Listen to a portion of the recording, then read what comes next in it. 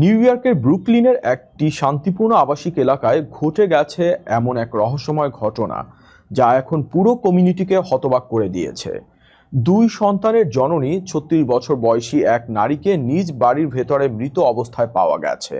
তার গলায় ছিল গভীর ক্ষতের চিহ্ন, কিন্তু বাড়ি থেকে খোয়া যায়নি কোনো মূল্যবান জিনিস।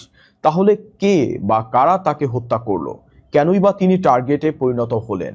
পুলিশ এখন খুঁজছে সেই প্রশ্নগুলোর উত্তর। নিউ ইয়র্কের ব্রুকলিনে এক নারী রহস্যজনক মৃত্যুকে ঘিরে চাঞ্চল্যের সৃষ্টি হয়েছে। স্থানীয় পুলিশ জানিয়েছে, শনিবার সকালে বে রিজ এলাকার একটি বাড়ি থেকে ৩৬ বছর বয়সী এক নারীর মরদেহ উদ্ধার করা হয়। ঘটনার পর পুরো এলাকায় নেমে আসে শোক ও আতঙ্কের ছায়া।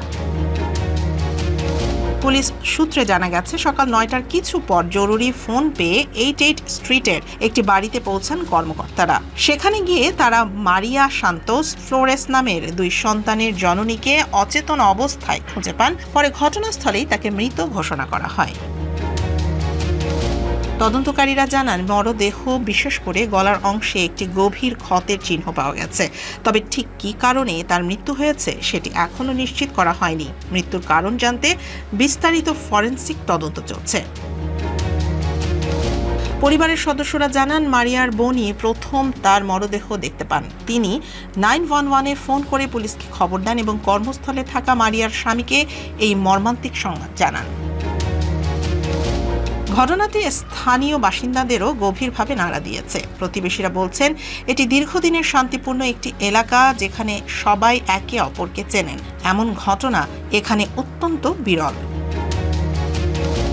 পরিবারের দাবি, কারোর সঙ্গে মারিয়ার কোনো বিরোধ ছিল না।